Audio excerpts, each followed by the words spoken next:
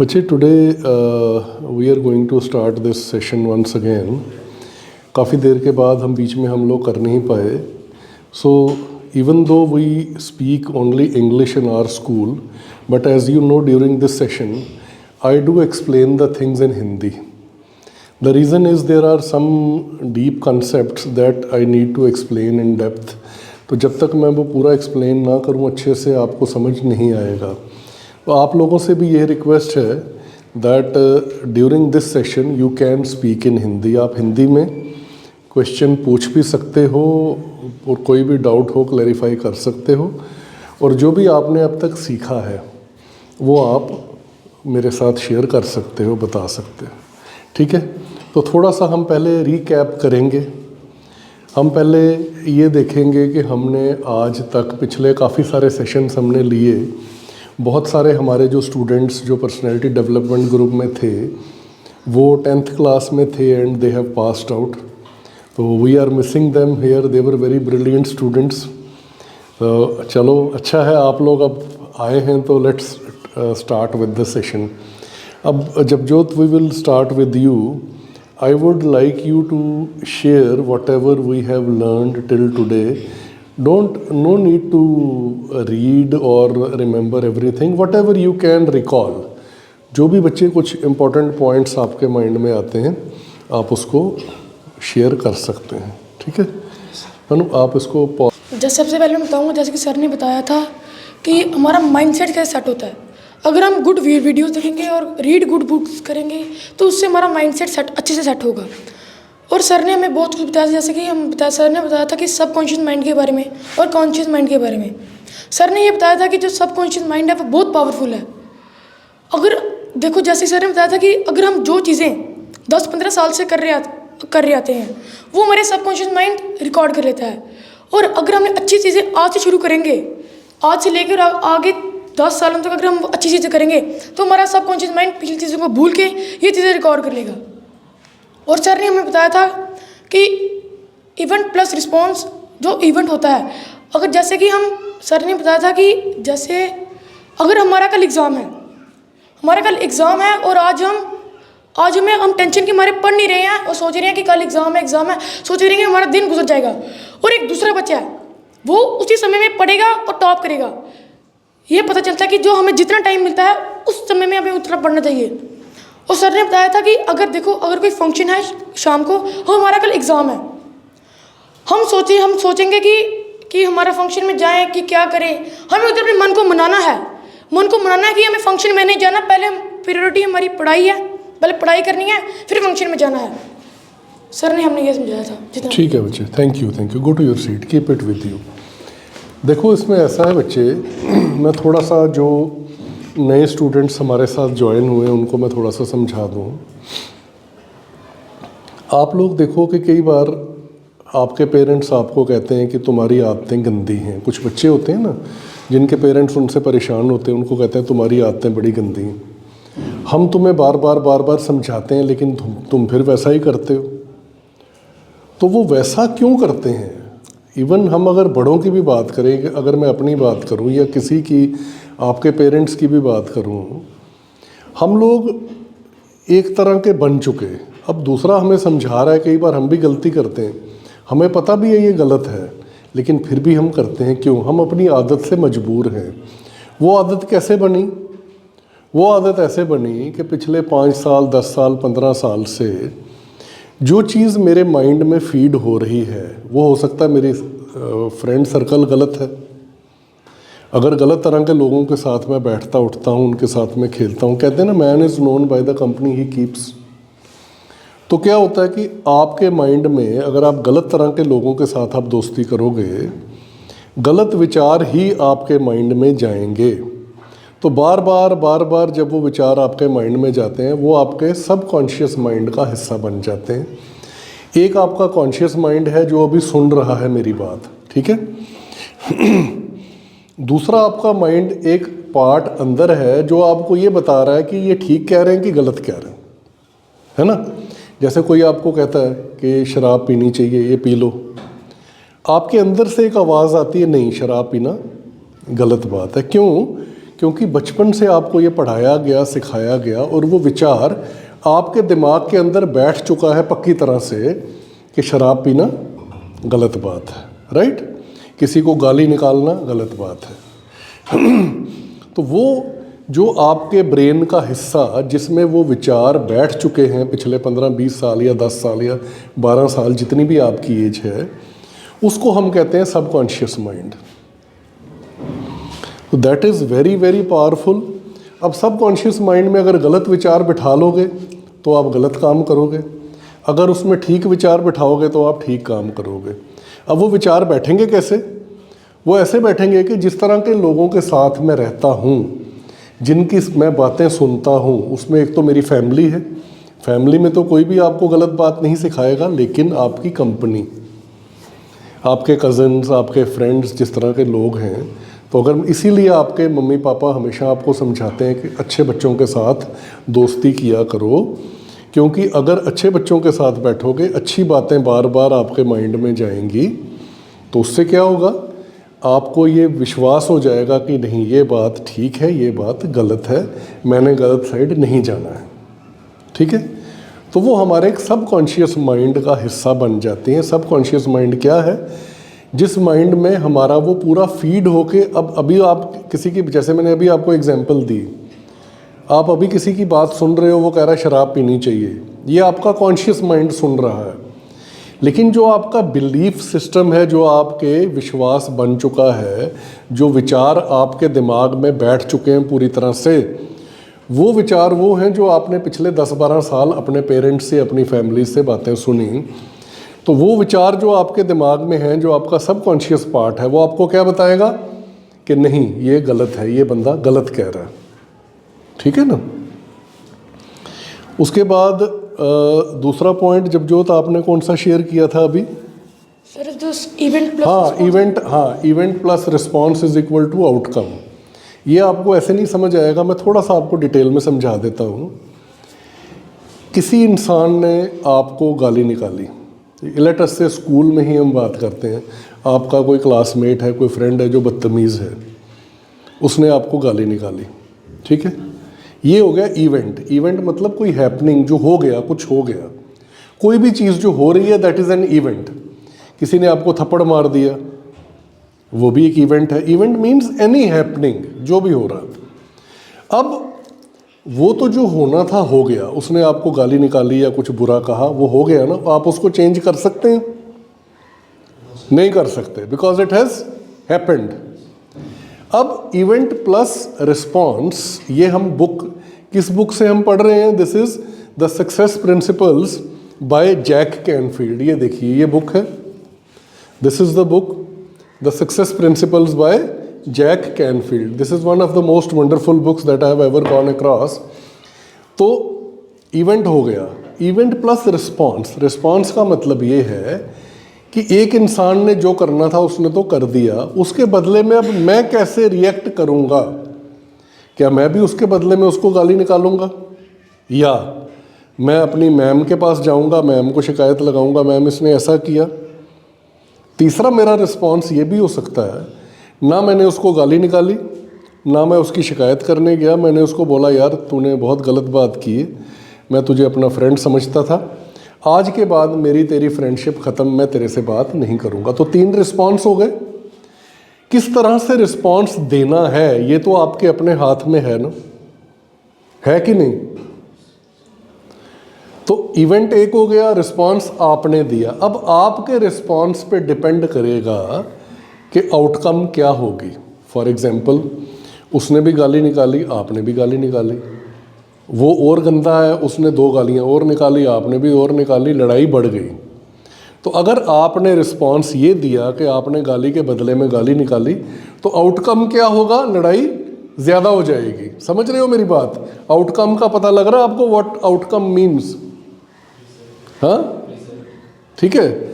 अब दूसरा रिस्पॉन्स तो मैं चेंज कर सकता हूँ ना, तो आउटकम जो है बच्चे वो मेरे रिस्पॉन्स पे डिपेंड करेगा, ठीक। अब मैंने सपोज दूसरा रिस्पॉन्स दिया, मैंने उसको गाली नहीं निकाली, I went to the teacher and I complained about him और हर, ठीक है। तो उसमें क्या होगा, लड़ाई वहीं ख़त्म हो गई। टीचर ने आपको अप्रिशिएट किया कि बेटा बहुत अच्छा है, आपने आगे से बदतमीज़ी नहीं की। टीचर उसको पनिश करेंगे या उसके पेरेंट्स को रिपोर्ट करेंगे। तो इसका आउटकम क्या हुआ कि लड़ाई ज़्यादा नहीं हुई, लेकिन टीचर ने उसको पनिश किया, उसके पेरेंट्स को इन्फॉर्म करेंगे, उसको घर पे भी पनिशमेंट मिलेगी। ठीक है। अब तीसरा रिस्पॉन्स हमने क्या डिस्कस किया था? तीसरा ये है कि ना आपने टीचर को कंप्लेंट की, ना आपने आगे से गाली निकाली, आपने क्या किया, आपने उसको कहा भाई तेरी मेरी दोस्ती ख़त्म। तो ना उसको डांट पड़ी, ना उसको मार पड़ी, ना आपने, लेकिन अगर आप ऐसा करोगे हो सकता है उसको रियलाइज़ हो जाए, उसको ये दुख हो कि ये मेरा इतना अच्छा फ्रेंड था, मैंने देखो बदतमीज़ी की। हो सकता है वो आके आपको सॉरी भी बोले, है ना। अगर वाकई वो आपका अच्छा फ्रेंड है तो वो कभी नहीं चाहेगा ना कि आप उसके साथ दोस्ती ख़त्म कर दो। तो हो सकता है कि वो आपको सॉरी बोले, तो इस केस में आउटकम चेंज हो गई। इवेंट आप चेंज नहीं कर सकते, उस इवेंट के बाद आपने अपना रिस्पॉन्स किस तरह का देना है वो आप चेंज कर सकते हो, और आपके रिस्पॉन्स पे डिपेंड करेगा कि अल्टीमेटली आउटकम कैसी आएगी। सबको समझ आया? कोई है आप में से जिसको नहीं समझ आया अभी तक? अच्छा हरसिमरन, बच्चे अब आप इधर आ जाओ, माइक ले लो ये वाला। कम। अब जो बातें हमने डिस्कस की, इसके अलावा बच्चे कुछ और बातें अगर आपको याद हो, examples, anything you can give examples, you can explain anything, whatever you remember, जो मैंने और जबजोत ने अब तक डिस्कस किया, उसके अलावा कुछ और आपको याद हो जो हमने पढ़ाया था। इन इंग्लिश और इन Hindi, it is okay, no problem. Like sirs tell that very subconscious, most powerful part of our body. Like one person who don't drink, but he go to one place where people drink, means he don't drink, and every day he go and he saw that they are drinking. In his mind set that they are drinking, nothing happens to them. So what will happen to me? So he going to 1 month. Continuously 1 month he is going. Then one day they can say that come we drink also. He say okay. After 1 month he is also drinking start, because in his mindset that nothing happens with drinking, they are also drinking. So what will happen to them? And sir tell that make a whiteboard chart. Like for give example, one person he want to take a big house. He make a chart, and after 10 years he is that chart which he is referring to, it is called as a vision board. vision board. You have a vision for your life. आप अपनी life को आगे कैसे देखते हैं, आप कैसे बनना चाहते हैं, वो विजन होता है ना इंसान का, उसे कहते हैं विजन बोर्ड। आप एक वाइट चार्ट लेके उसके ऊपर आप अपने जो ड्रीम्स हैं, जैसे ये वाली कार मैं ख़रीदना चाहता हूँ, इस तरह का मैं घर लेना चाहता हूँ, मैं ये बनना चाहता हूँ, तो आप उस चार्ट के ऊपर लिख भी सकते हो, उसके ऊपर पिक्चर्स भी पेस्ट कर सकते हो। It is called as vision board. Continue please. Like one person he make a vision board and he want to take a big house. After 10 years he take a big house, and in that he saw that same house that he make he get. ये मैं इसमें से example दे रहा था इसी book में से। There was a person, he purchased a very big huge house, it was a mansion America में, समवेयर इन अमेरिका। तो उस इंसान की ना शुरू से आदत थी, हर साल वो अपना एक नया विजन बोर्ड बनाते थे। ठीक है। उन्होंने क्या देखा कि जब उन्होंने सामान अपना शिफ्ट किया और पुराना सामान निकाला ना, उसमें पुराने विजन बोर्ड निकले। उनमें से एक विजन बोर्ड पे उस इंसान ने इसी घर की फ़ोटो पेस्ट कर रखी थी कि I want to purchase this house. वैसा नहीं, एग्जैक्टली वही वाला घर। तो ही वॉज सो हैप्पी कि कहीं ना कहीं मैंने अपने दिमाग में सोचा था कि मुझे ये वाला घर चाहिए, और देखो इस तरह का तो नहीं, मुझे एग्जैक्टली वही घर मिल गया, and I purchase the same home. And sir tell that our brain is a beautiful garden. When we see good movies, good things and take good company, our garden remains same good. But when we take the bad company, see bad movies, learn bad things, then it become the garbage. देखो इस तरह से बच्चे, I read this in the book The Monk Who Sold His Ferrari. It is written by Robin Sharma. It was perhaps his first book and a very successful book, which is one of the best international sellers. In that he has written that your brain is like a garden. आप imagine करो कि बड़ा सुंदर सा garden है, ठीक है ना, उसमें बड़े सुंदर सुंदर फूल लगे हुए हैं. It is very neat and clean. And what you do, you bring a dustbin full of garbage and you empty it in the middle of that garden. उस सुंदर से गार्डन के बीच में आपने डस्टबिन लाए, आप पूरा कचरा आपने वहाँ बिखेर दिया. तो ये जो कचरा है ये क्या है? These are negative thoughts, bad thoughts, which actually pollute our brain. हमारा ब्रेन जो है अगर उसको पॉजिटिव साइड लेके जाओगे, it is very fertile. It will gift you so many things in your life, wonderful things. It will give you wonderful results in your life. लेकिन जब आप वो नेगेटिव थॉट्स, गंदे थॉट्स फीड करोगे तो वो कैसे है? जैसे एक बड़े सुंदर गार्डन में आपने कचरे का डिब्बा पूरा आके खाली कर दिया. वो नेगेटिव थॉट्स कहाँ से आएंगे? जो आप मोबाइल पे वीडियोस देखते हैं. वीडियोस में अगर लड़ाई झगड़े वाले, जिस तरह वो क्राइम पेट्रोल वगैरह प्रोग्राम आते हैं ना, उनमें सिर्फ क्राइम दिखाते हैं, तो क्राइम वाली चीज़ें नहीं देखनी चाहिए. उनका एक नेगेटिव इम्पैक्ट होता है. इसी तरह किसी वीडियो में आप देख रहे हो लड़ाई झगड़ा, आप इसी तरह के वीडियोस देखते हो, हर जगह लड़ाई झगड़ा, गालियाँ दे रहे हैं, नेगेटिविटी है, चोरी दिखा रहे हैं, कत्ल दिखा रहे हैं, या कोई आपका फ्रेंड है इस तरह का जो गलत बातें ही करता है, गंदी बातें ही करता है. तो इट इज़ लाइक आप अपने ब्रेन को, उस सुंदर से गार्डन को गंदा कर रहे हो. आपको उसे नहीं करना है. And so tell that who stop our futures, our break. And so tell that, so give one example that there are 3 friends. One friend who eat junk food, means some junk food. Second friend, he don't eat junk food, he do exercise regularly. And one friend, he do nothing. After 10 years, the one friend who eat junk food, he become tension. He cannot play with his sons. He cannot go to with his wife to say him happy. But that friend who don't eat junk food, he became very much happy. He play with his sons and he take his wives to the malls, taking shopping. And third person is remain same. Thank you. See, go back. Whatever he said, let me explain it to you. He couldn't, I am happy that at least he remembers the point. The point here is, there are 3 friends, right? One of the friends, he keeps his life same. He doesn't make any changes in his life. Second one, he keeps on eating little bit of junk food.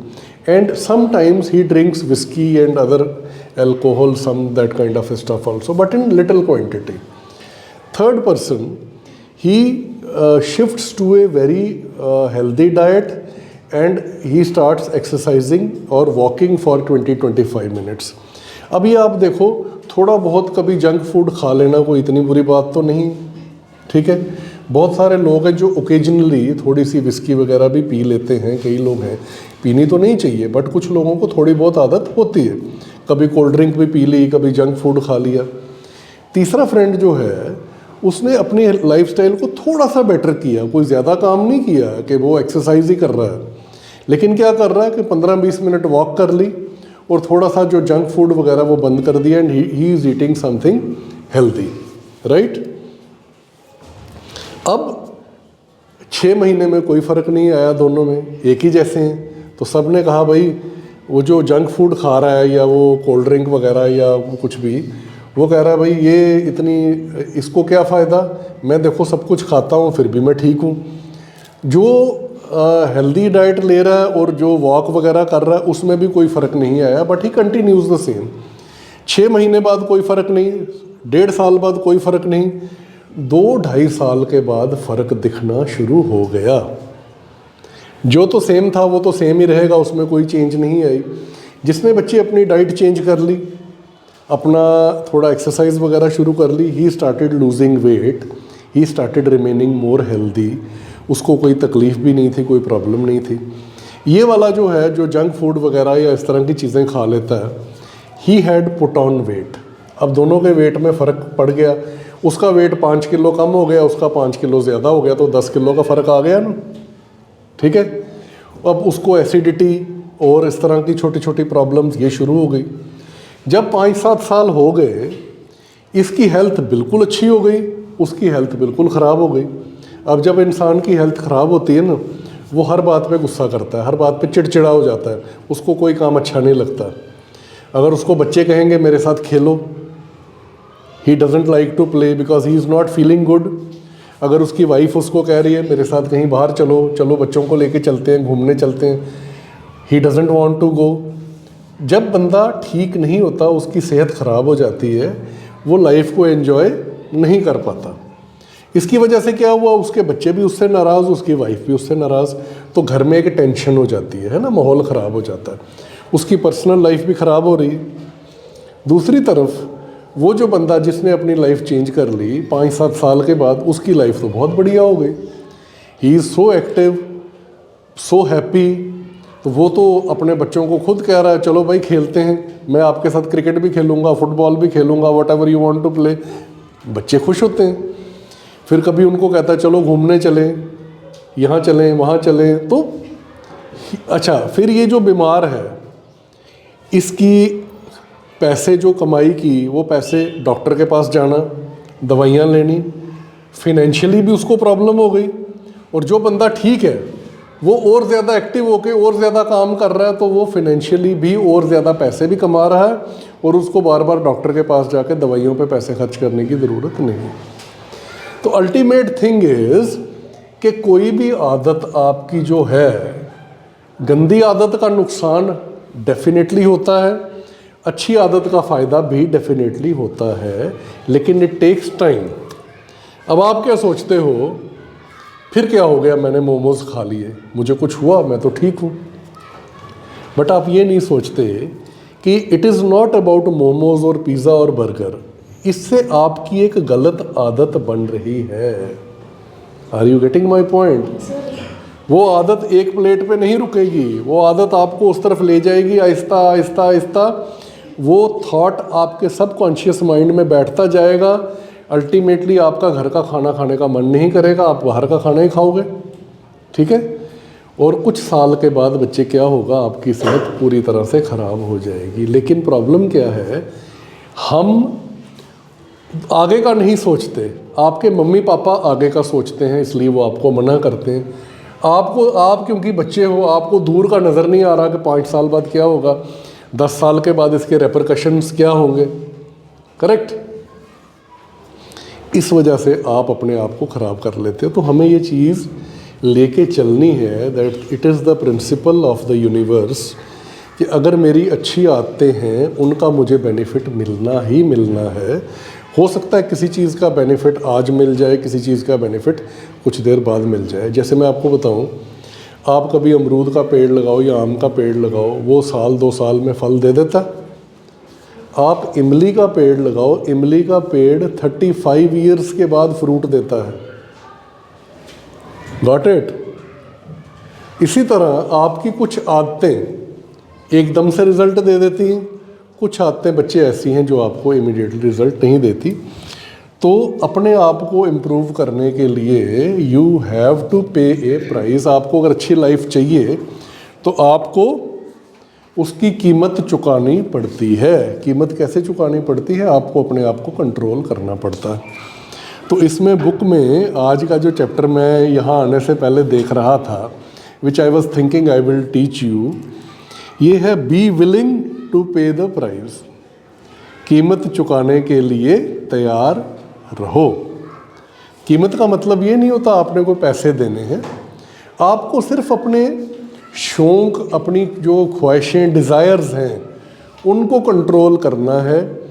आपको कुछ चीज़ों को sacrifice करना है, वो कीमत होती है। जैसे हो सकता है आप 3 घंटे खेलना चाहते हो, लेकिन आपको 3 घंटे में से 2 घंटे का टाइम सैक्रिफाइस करना पड़ेगा और पढ़ना पड़ेगा अगर आप अगले दिन अच्छे मार्क्स लेना चाहते हो, अगर अपनी क्लास में टॉप करना चाहते हो। Got it?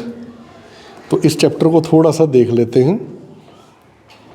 इसमें पहला पॉइंट एक बड़ा अच्छा इन्होंने लिखा है, pain is only temporary, the benefits last for ever.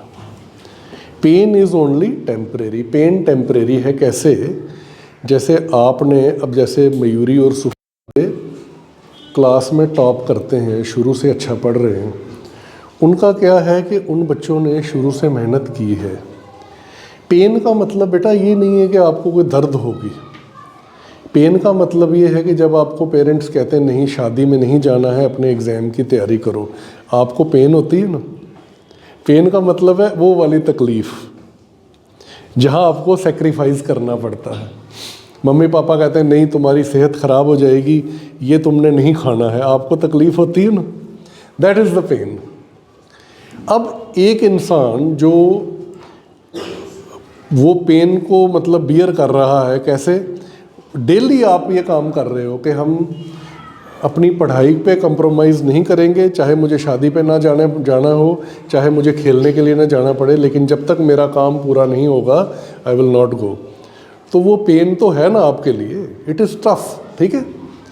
लेकिन जब आप 10th के बाद या 11th 12th के बाद बहुत अच्छा पढ़ लेते हो, आपका बेस बहुत अच्छा बन जाता है, वो जो आपका 10th तक या 12th तक बेस बन गया, उसका बेनिफिट क्या आपको सिर्फ आज मिलेगा क्या पूरी लाइफ में मिलेगा?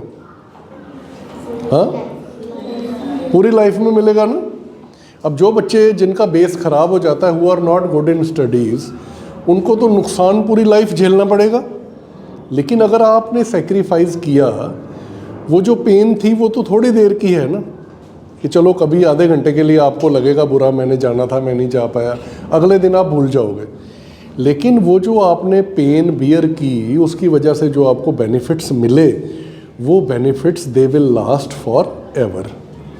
तो इसलिए अच्छा है ना, थोड़ी सी तकलीफ़ बर्दाश्त कर लो, क्योंकि वो तो ख़त्म हो जाएगी, लेकिन जो उसका फ़ायदा होगा वो आपकी पूरी लाइफ वो चेंज कर देगा। Is understood?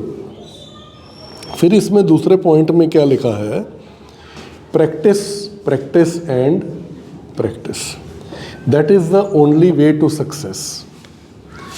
किसी भी चीज़ में कामयाब होने के लिए बच्चे आपको प्रैक्टिस करनी पड़ती है। आप भाग नहीं सकते, देयर आर नो शॉर्टकट्स, समझे? अगर सचिन तेंदुलकर क्रिकेट में इतने बड़े प्लेयर बने तो आपको क्या लगता है कि उन्होंने प्रैक्टिस नहीं की होगी? अगर विराट कोहली इतने सक्सेसफुल बैट्समैन हैं तो आपको क्या लगता है उन्होंने प्रैक्टिस नहीं की होगी? बिना प्रैक्टिस के क्या बनने होता? Is it possible? नो। तो कोई भी काम अगर आपने करना है और ज़िंदगी में अच्छा बनना है, उसका एक ही तरीका है, यू हैव टू प्रैक्टिस। और प्रैक्टिस करने के लिए you have to pay the price. Price क्या है? कि जो आपने खेलना था, टाइम वेस्ट करना था, खेलना भी ज़रूरी है, लेकिन हर चीज़ एक लिमिट में अच्छी लगती है ना। अब आप डेली खेल रहे हो, रोज़ आप 1-1.5 घंटे का टाइम मम्मी पापा आपको दे रहे हैं खेलने के लिए। अब आप ये कहो कि मेरे फाइनल एग्ज़ाम चल रहे हैं और फिर भी मैं 2 घंटे स्टेडियम जाऊँगा, दैट इज़ रॉन्ग, समझे? उसके बाद ये देखो, ओलंपिक एथलीट्स पे द प्राइज़। यहाँ इन्होंने ये बताया है कि जो ओलंपिक्स में एथलीट्स भागते हैं वो भी प्राइज़ पे करते हैं, और बहुत बड़ा प्राइज़ पे करते हैं। वो सारा कुछ छोड़ के दिन रात प्रैक्टिस करते हैं, उनका सिंगल फोकस होता है कि हमने उस लेवल तक पहुंचना है। यहाँ मैं 2-3 लाइन्स रीड करता हूँ। I learned that the only way you are going to get anywhere in life is to work hard at it. तो किसी भी चीज़ में अगर आप लाइफ में कामयाब होना चाहते हो, उसका एक ही तरीका है, that you have to work hard. There are no shortcuts. Whether you are a musician, a writer, an athlete, or a businessman, there is no getting around it. If you do, you will win. If you don't, you won't. It is as simple as that. ठीक है, तो आज का session हम यहीं तक रखते हैं। Did you understand? Taranjot, would you like to share anything as Japjot and Harsimran have shared? Come बच्चे, come here, take the mic and come and tell whatever you would like to say. You can say it in Hindi or English, whatever way you like. Sir जैसे सब हम पुरानी class में पढ़ते थे subconscious mind, sir हमारा subconscious mind आपने कहा था कि अंधा है, उसे कुछ नहीं पता, हम उसको जिस साइड ले हाँ, जाएंगे हम ना, इस पॉइंट पे भी बात करेंगे। ठीक है, हम उसको जिस साइड वे में ले जाएंगे ना उसी वे में वो चलने पड़ जाएगा। तो सर आपने एग्जांपल दी थी एक हाथी के बच्चे को जब छोटा होता है उसको चेन में क्यों बांध के रखते हैं? क्यों बांध के रखते हैं? क्योंकि वो बहुत मोटी चेन होती है ना, तो वो टूटती नहीं है, मतलब वो जितना भी खींचेगा वो टूटेगी नहीं उससे। तब जो बड़ा होता है ना उसको रस्सी से क्यों बांध के रखते हैं? पतली सी रस्सी से बांध देते हैं। पतली सी बिल्कुल रस्सी से बांध देते हैं, क्योंकि उसको पता है बचपन में उसके सबकॉन्शियस माइंड में ये फिट हो चुका है कि उसका माइंडसेट बन गया है कि अगर मैं उसके जितना भी खींचूंगा ना ये टूटेगी नहीं मुझसे। और सर आपने एक और पॉइंट बताया था, एग्जांपल दी थी कि हमें कभी मतलब जैसे मेरी कोई चीज़ टूट गई है, मुझे रोना नहीं चाहिए हमेशा, कभी मतलब देखना चाहिए कि उसमें बेस्ट मैं क्या कर सकता हूँ, उसमें क्या कर सकता हूँ। आपने एग्जांपल दी थी एक जर्नल था फौज का, तो उसकी आर्मी उसके पास आई, आपने कहा कि उसकी आर्मी कह रही थी कि हम कैसे लड़ेंगे। ये मैं पॉइंट साथ साथ एक्सप्लेन करता हूँ, नहीं तो बाद में मैं भूल जाऊँगा। You keep standing here. देखो, जो आपका सबकॉन्शियस माइंड होता है ना, it is not a rational mind. Rational वो होता है जो ये बताता है कि ठीक है कि गलत है। सबकॉन्शियस माइंड ये नहीं सोच सकता कि ठीक है कि गलत है। It is blind. ठीक है, इसीलिए अगर सबकॉन्शियस में आपकी कंपनी गलत है और बार बार आपके सबकॉन्शियस माइंड में ये चीज़ फीड की जा रही है आपके फ्रेंड्स के थ्रू या कुछ वीडियोस के थ्रू या आसपास के लोगों के थ्रू कि पढ़ के क्या करना है तुमने, पढ़ना तो बेकार है, वो देखो वो कितना पढ़ा, वो थोड़ी ना पढ़ा लिखा। जो बड़े बड़े प्लेयर्स हैं ये थोड़ी ना पढ़ते थे, बड़े बड़े एक्टर्स हैं वो थोड़ी ना पढ़ते थे। तो आपके माइंड में अगर आप अपने माइंड में नेगेटिव बातें फीड करोगे तो आपका माइंड, ये सबकॉन्शियस माइंड ये नहीं कहेगा ये गलत है या ठीक है, वो कह रहा है जो फीड करोगे मैं वो कर दूंगा। समझे? लेकिन जो आपका कॉन्शियस माइंड है वो रैशनल माइंड है, वो सोचता है। इसीलिए जब आपके सबकॉन्शियस में फीड होता है कि भाई शराब पीना गलत बात है, लड़ाई झगड़ा करना गलत बात है, तो कोई अगर आपको कहता तुम ये शराब पी लो या लड़ाई झगड़ा करो या पढ़ो मत, खेलो जाके, टाइम वेस्ट करो, तो आपका कॉन्शियस माइंड वो ठीक और गलत में फैसला कर सकता है, वो आपको बताता है। लेकिन होता क्या है, आप अल्टीमेटली मानते किसकी हो? सबकॉन्शियस की। क्यों? क्योंकि वो चीज़ें आपके दिमाग में बस चुकी हैं, आपकी आदतें बन चुकी हैं। उन आदतों को चेंज करने के लिए आपको मेहनत ये करनी पड़ेगी कि लगातार अपने दिमाग में अच्छी बातें डालनी पड़ेंगी ताकि आपके सबकॉन्शियस में से नेगेटिव बातें निकल जाएं और पॉजिटिव बातें उसमें बस जाएं। ठीक है, उसके बाद और क्या बात हम कर रहे थे लास्ट? Sir that journal. हाँ, जर्नल नहीं होता है, जनरल होता है। जर्नल जो होता है, जर्नल जिसमें हम लिखते हैं, दैट इज़ ए जर्नल। तो ये बुक थी, मैं पढ़ रहा था book how to stop worrying and start living by Dale Carnegie. उसमें वो बताते हैं कि जनरल एक आर्मी के नेवी के एडमिरल थे, यूएस नेवी के। तो सेकेंड वर्ल्ड वॉर में उनका कोई शिप जो है वो डूब गया। ठीक है ना, डूब गया, वो सारा ख़त्म हो गया। तो उन्होंने, जब उनके बंदे उनके पास आए, उन्होंने कहा देखो मैं उस शिप को बाहर नहीं निकाल सकता, मैं उन लोगों को दोबारा ज़िंदा नहीं कर सकता, लेकिन बुरी से बुरी कंडीशन में मैं अच्छे से अच्छा क्या कर सकता हूँ? मेरे हाथ में ये है कि जितने लोग हैं मैं सारे तुम्हारे साथ भेज दूँ और जितने मेरे पास वेपन्स हैं मैं सारे तुम्हें दे दूँ। तो उस सिचुएशन में बैठ के परेशान होने से अच्छा है हम ये सोचें कि what is the best that I can do. Anything else? Sir yes sir और सर जो एक बच्चा होता है ना जो पढ़ता नहीं है, उसको ज़्यादा ध्यान नहीं होता पढ़ाई में, जब उसके पेपर होते हैं ना, जैसे अगले दिन उसका पेपर होगा, वो बताऊँ क्या करेगा?